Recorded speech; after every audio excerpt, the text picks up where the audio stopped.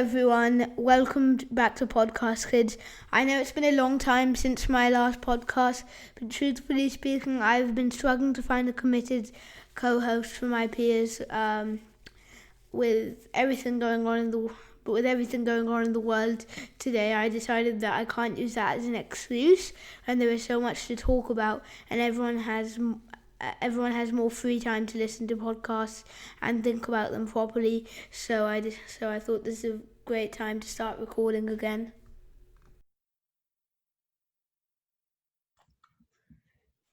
On today's show, we are lucky to be joined by two entrepreneurs who I respect and have very different businesses from each other, but they share something in common because both businesses are actually benefiting from the new world we live in due to COVID-19. I decided that with all the negative news in the world, to focus on some positivity. So, Uncle Atif and Uncle Mahmood, can you please both introduce yourselves and why your business is doing well at the moment? Let Uncle Mahmood go first because he's much older than I am, so out of respect. Thank you, Arman, for hosting us, and thank you, Atif, for letting me go first. My name is Mahmoud Adi. I'm a founding partner of Shurooq Partners, a venture capital firm focused in Abu Dhabi. I also, out of Abu Dhabi, focused on the MENA region. I also co-founded a business in the agriculture space, ag tech space called the Pure Harvest 4 years ago. And today in this market environment, there is a rush in the countries for food security and making sure that food supply are being secured for the people living inside the countries. And as we can imagine, with that kind of rush for securing food supply, local businesses that have been quite innovative in the food production side have been benefiting from the COVID implication, where a lot of the supply chains have been disrupted, right? So to give you a little bit of kind of context on a Pure Harvest is a business that focuses on producing high quality fresh produce inside the UAE. And this is for the first time we see a company that's producing year-round produce and effectively the desert. And the way we go about that is by leveraging technology to control for the climate, as well as we use the most advanced technique in growing fruit and veggies. Happy to share more perspective on a Pure Harvest, as well as the drive or the demand for more locally produced fruit and veggies. But why don't we get to Uncle Atif to hear his side of the story? Hey, Arman, thank you so much. You know, when you told me when I met you a few months ago, you're doing podcasts for a 10-year-old, that was amazing. And then it was on my bucket list that I'd get onto your podcast. So thank you for inviting me today. And then to be alongside Mahmood, that's even better. So as you know, I'm the founder and CEO of Teachly. I used to be a teacher myself. So education is something that I'm kind of, it's in my blood. I've been in it for 13 years or so. And Teachly, it's a collaborative lesson planning and a peer-to-peer coaching platform. And especially right now with COVID, there's so many teachers and parents and students who are at home, who are not used to working from home. So with Teachly, they're able to replicate how they would be in a classroom at home through live lessons, through recordings of lessons, and students still feel familiar with the environment that would be in schools. And with parents juggling work and juggling work with homeschooling is not easy. So with Teachly, we try and make that easy by allowing parents to have access to the lessons that their children are going to be learning, but have direct access to the teachers that teach those lessons as well. And then through that, really, we've been able to help a few thousand teachers, a few hundred schools over the last 2 to 3 months. And actually, in a way, it's helped us as a company to think more globally So we have schools from Cambodia, from Mexico, from the US, also join us on the journey. So again, I'd love to talk more about how we're doing that. But over to you, Arman. Thank you for that. So now we're going to get into questions. So for the first question, from Mahmood, I've tried your Pure Harvest tomatoes and they're delicious, but why do I not see like more of them in the shops? Do you have any expansion plans? Yes, Arman. No, I'm really glad that you tried our product and you like them. I'm also happy to report that we do receive a lot of complimentary messages from existing customers or a new customer who have tried our product. And what is funny is always they would come back and say, for first time we're trying local product that tastes as it should be.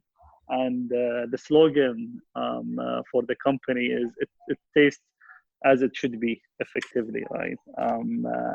So on your question about expansion, one of the positive development for Pure Harvest during the COVID, as I mentioned earlier, there is a significant increase in demand for local produce. And also another tailwind that has happened is local governments started to realize that we cannot continue to be heavily reliant on the import of our food and veggies. And to give you a perspective on how bad is this problem is, roughly 70% of our total fresh produce is being imported, and that's really high number, 70%. And in certain products, this can go up to 90%. So like we can look at it from how of a problem is this, and then for Pure Harvest, we look at this how big the opportunity is, and with the sort of the support of local governments and the interest in this space, we were able to attract substantial amount of investment to this company to scale across the region. So what does that mean in a nutshell for you and the other happy customers like you, is they will see one, more availability of our product on the shelves, and second, we're going to get into a new type of product. So we are currently contemplating lettuce. So lettuce already in the plan for expansion, and we will be experimenting with strawberries. So inshallah, in the next year, you will start tasting some amazing strawberries that are locally produced in the UAE. Thank you for that. I can't wait to try the strawberries. It's one of my strawberries are one of my favorite fruits. And now I have a question for Atif. You started Teacherly in the UK. What made you decide to move to the UAE before the US? So I started stalking your dad, and then I just followed him to Dubai. I knew when we were in the UK, we obviously have British schools that teach the English curriculum, and if you look at the MENA region, there's over 10,000 English medium-sized schools who teach the private in the private market. They teach the English curriculum. So we knew that we didn't have to really do anything to the product or in terms of product development. We already had the curriculum in there. We had a lot of UK-based English teachers teaching the curriculum. We had a lot of teachers who left the UK schools to move abroad, and they tend to go in the Middle East. So we already had a few teachers and principals who took Teacherly with them from the UK to the Middle East. And that gave us a good opportunity to learn a little bit more about the market and the opportunity. And we saw that there was no direct competition around the ability to collaborate on lesson planning. And you have to remember, lesson planning is something that is very boring. I know Uncle Mahmood's got something very interesting and exciting with a lot of research and development. But what we're trying to do is take something that is quite boring and repetitive, like lesson planning, which takes up 40% of a teacher's time, and try and make it so that through machine learning, we take those repetitive steps that teachers take and reduce the time it takes them to plan those lessons. So with so many teachers in the Middle East spending 30 to 40% of their time on planning lessons, and with the schools in the Middle East being groups of schools, it was a great opportunity for us to start piloting our platform in more schools like Talim, like Al Naja Education, and see if it could benefit those groups of schools and teachers. And as we started doing that, we learned that it is, and then that's when we decided to employ a few more people in the region, and also set up an office. But we were also very lucky that we got very good investors on board from the region. You may have heard of them, Shuruk Partners, and that's really helped us to continue our growth. Because with education, it's a funny industry, a bit like healthcare, but there is a lot of external mitigating circumstances that can impact on the education industry, and we're, I guess, seeing that now. Nobody thought schools are going to be closed suddenly within a few weeks, and we'll all be learning from home and teaching remotely. But again, we've got a platform that caters for that need, so we are impacting positively, but at the same time growing as well.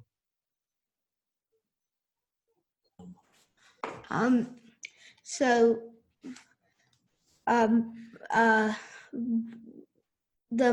has the MENA region been successful for you, and can you tell us which other countries you are now in?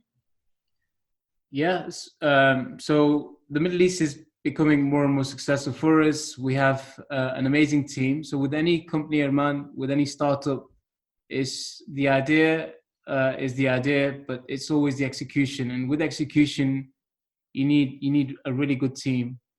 So I've been very lucky that we recruited the right people in the Middle East to help us. So Rosaina Halawi, who's our regional manager, Joy Buckner, who's our head of customer success. Because of the positive feedback from the teaching community in Dubai, we then went into Abu Dhabi, and then from there we've just onboarded 12,500 teachers in Egypt. We have a couple of schools in Oman using it. We're just launching in Bahrain and Oman, in Amman, sorry. So we're starting to cover the whole UAE, and then go into the Middle Eastern countries like Saudi and a few others. But if you take the Middle East to one side, we in January went over to the US, ran a few small experiments to see whether Teachly could work in the US, because the US in itself is a hugely different space, because there's over 130,000 schools, not like 10,000 or 5,000 or 25,000 in the UK. But again, when we approached the US market, again, in a startup environment, Arman, what you do is you look at a market and you think, who are the low-hanging fruit? Maybe strawberries, right? Who are your low-hanging fruit, or your beachhead? And you try and go for that, because you can't say I'm going to go and offer Teachly to 130,000 schools, right? You do it bit by bit. So the US, California, New York are two states, and Florida is the third one that we're entering, and they're the three states we really focused on. And again, in the US, we looked at the fact that the International Baccalaureate curriculum, there's about 3,500 schools in those three states. And in the Middle East, that's the curriculum that gets taught primarily in all the schools. And because we have a good, strong community of teachers who teach the IB curriculum, who can help the US teachers teaching the IB curriculum, that's the co-sell that we've used kind of to approach that market. So that's what we've been doing in the US as well. So what do you both think about online school in general? Some people are saying, I'm really enjoying it. In some ways I miss being at school. And some people are saying we'll be behind the curriculum when we get back to school. I'm going to let Uncle Mahmood go first. So before Yeah, like we leave the expert opinion to the last. But before I answer this question, I want to invite you, Arman, Kunal, and Atif, and all your listeners to try our strawberries once once we kick that process. We tend to launch. We have a launch party for every new crop, so make sure to have a place where your listener can sign up. And once we are ready, we'll kind of reach out to everyone and invite them. So that's on our side.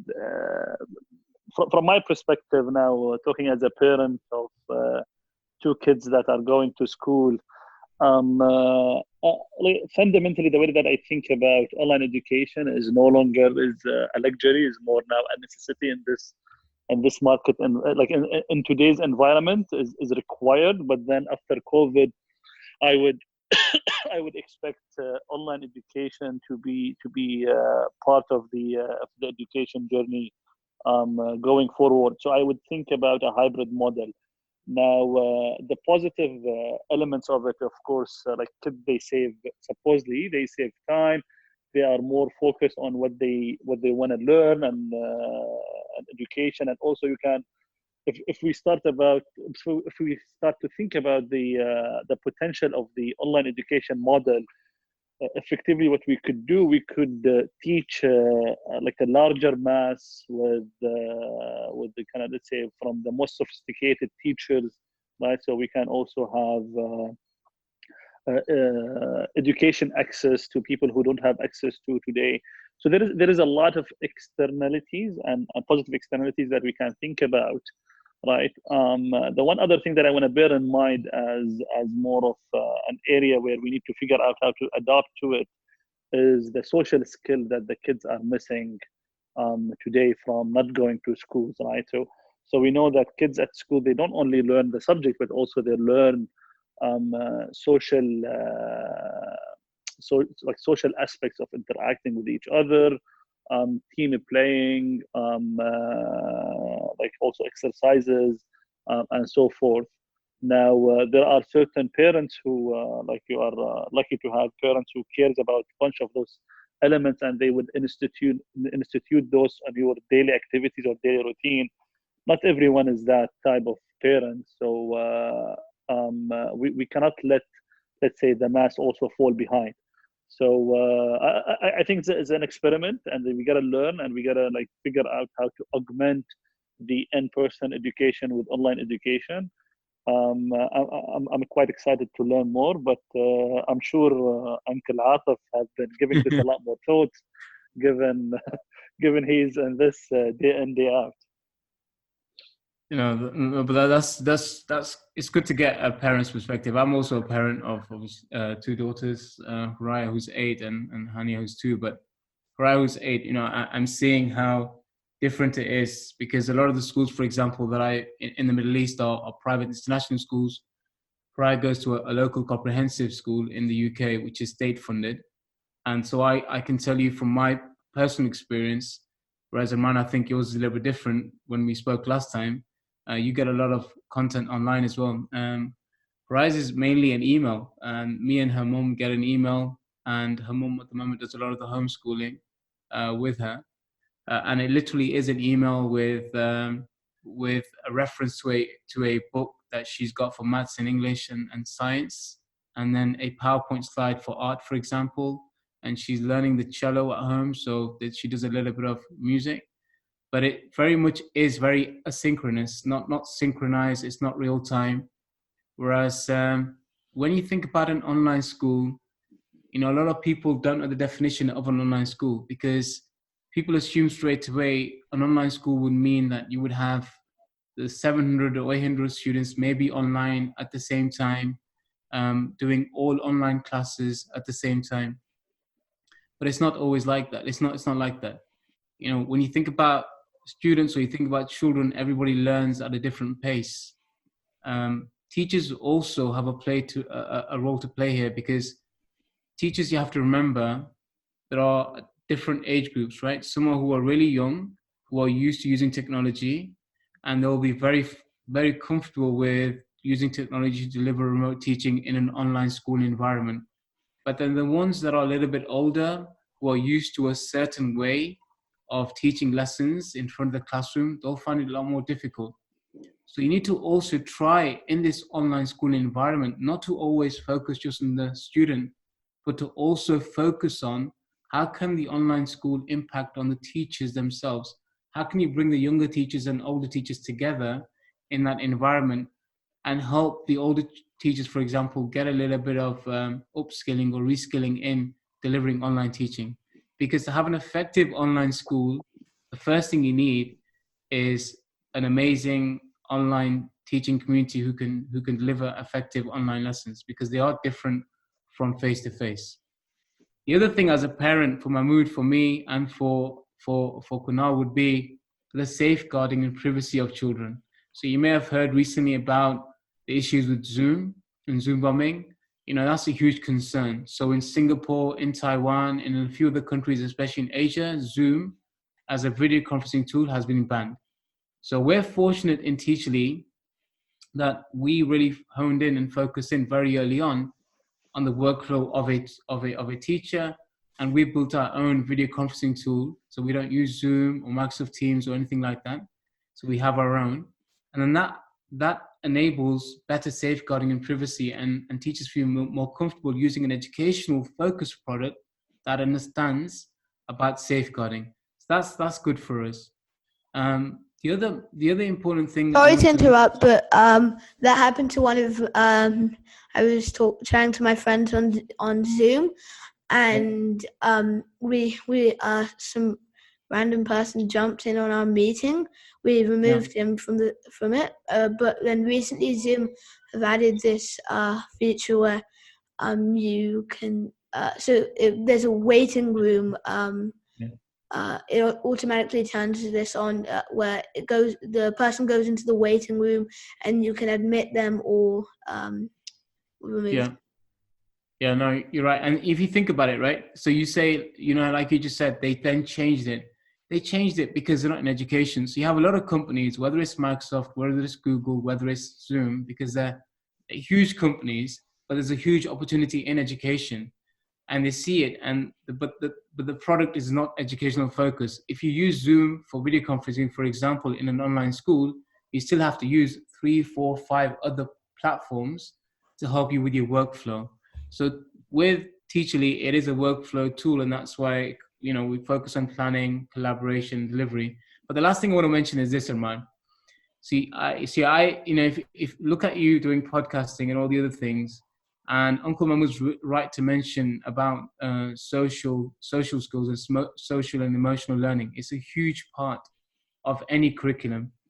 And the curriculums that we teach today are evolving and changing. If you think about what Uncle Mahmood mentioned about a hybrid model, now something we've had in my thoughts, in my vision when I first started Teachly, and the idea I had is that I don't think my 2-year-old daughter will be getting on a bus or my wife will be driving her to a school building. If you think about the function of a school today, Arman, that building, and the amount of buildings that are still going up today, but currently being unused because of the pandemic, or even if you think about Ramadan and the less hours, so those schools are being unused, or the holidays and the weekends, you know, in my opinion, the education model will go more towards whereby I think there'll be more collaboration and less competition.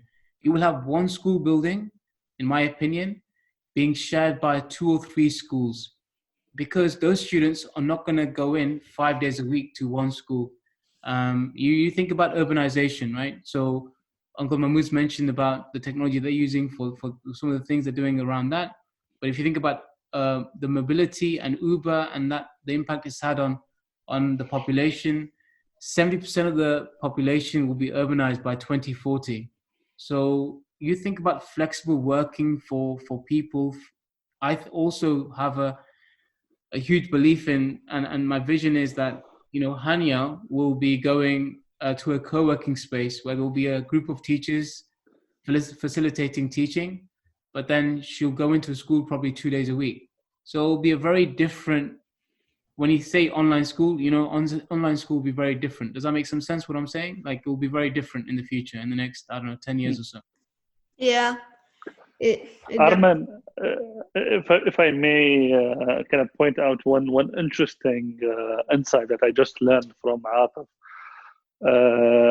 Like, I'm going to take the example outside the education space, but if I were to follow what happened to the food industry, like the cooked food industry, that industry, like it used to be heavily reliant on restaurants, so in-shop dining, and then we started to see a significant emergence of food delivery, and now there is what we call it the kind of the dark kitchen concept, where effectively there is a massive aggregation of different food brands that are being cooked in central kitchen, and people are consuming that food without knowing where the food is actually coming from, because we rely on aggregators for food.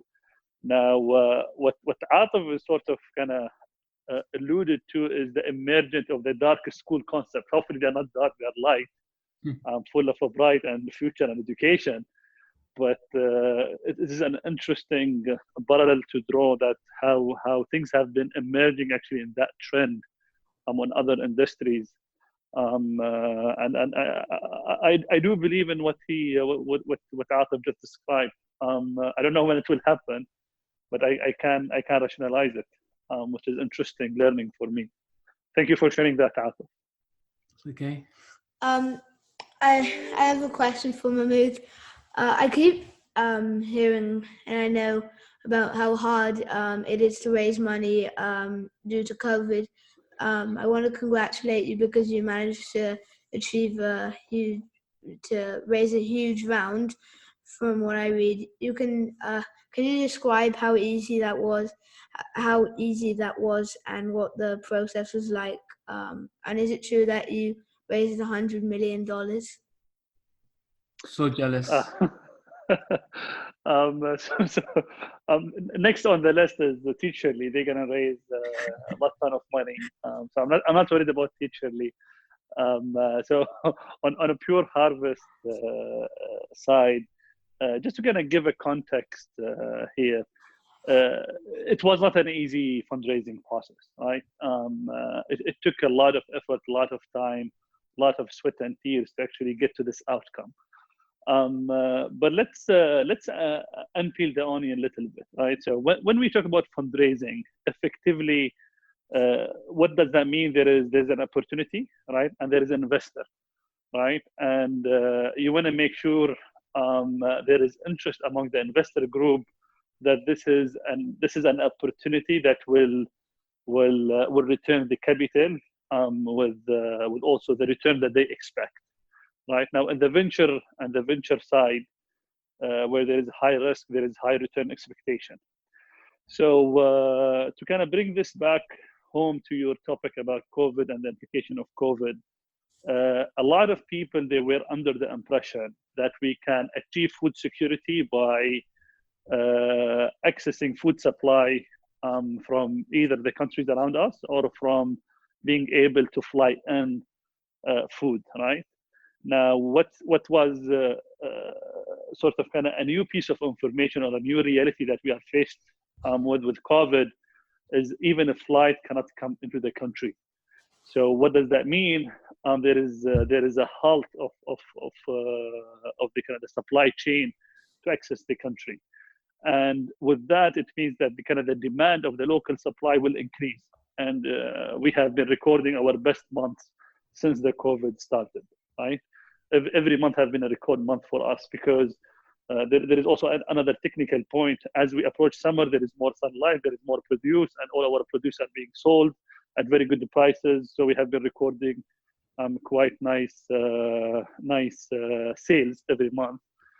Now, if you put all of this in context in the front of an investor, they kind of see the case quite compelling, and they do understand how they're going to make money and how they're going to make return on capital.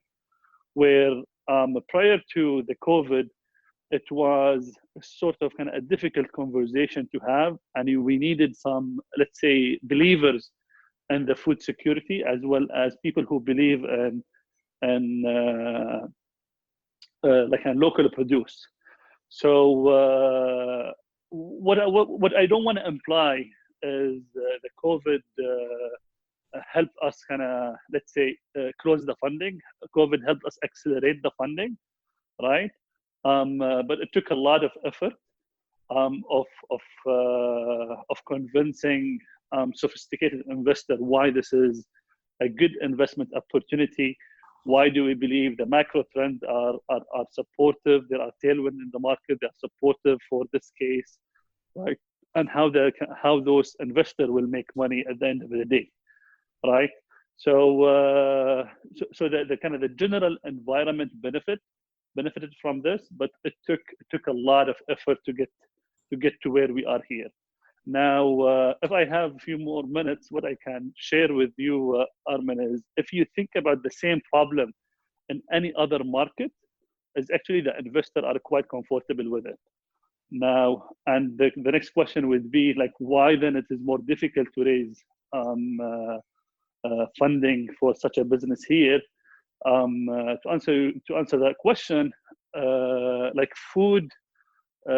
Like agriculture in the UAE or the GCC countries haven't been lucrative for the incumbent in the industry, and the main reason for that is a lot of them are using very traditional agriculture techniques, and we know that growing in the desert is not easy; it's difficult.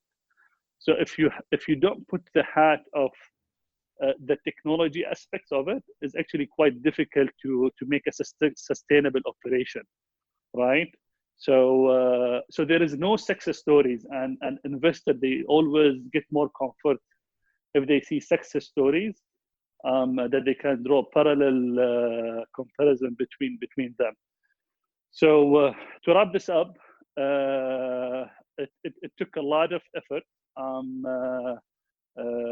Like kind of raising the first amount of capital and proving the concept and getting the first product out there was the kind of the most difficult thing. Once we had all of that together, we got some interest from investors. When COVID started, that accelerated the process, and alhamdulillah, successfully we were able to close north of $100 million commitment. I've seen how hard it is to close deals, so well done with that. And for my final two questions, from Mahmoud, are you competing in financial markets currently? If you are, do you know any good stocks to buy? you are asking the wrong person. Your dad just shared this like 2 days ago. His wisdom on LinkedIn on how we should think about stock market. So I will revert for that for the general audience. Personally, I'm more aggressive and more let's say a risk taker when it comes to stock investing.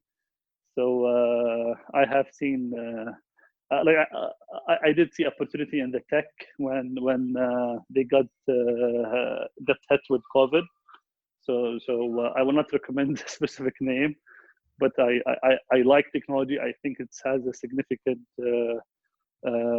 room to grow. We are more and more wired, and our life is being more and more integrated with tech and tech companies. So our consumption is only increasing. Does that answer your question? Yes, it does. And the stocks I own are Disney, which is getting crushed, and Nike, which isn't doing bad actually, and then Beyond Meat also isn't doing bad, but you actually, I'm looking at your portfolio. You actually sold most of your stocks in January by the looks of it. I mean, I still have 12 positions. No, but you have Netflix, no? Amazon, Netflix, exactly. Yeah. Yeah, I sold Amazon. Beyond Meat isn't doing as well as it originally does. And then for my final question, do you recommend? Do either of you recommend any books? As I just finished reading Rich Dad Poor Dad.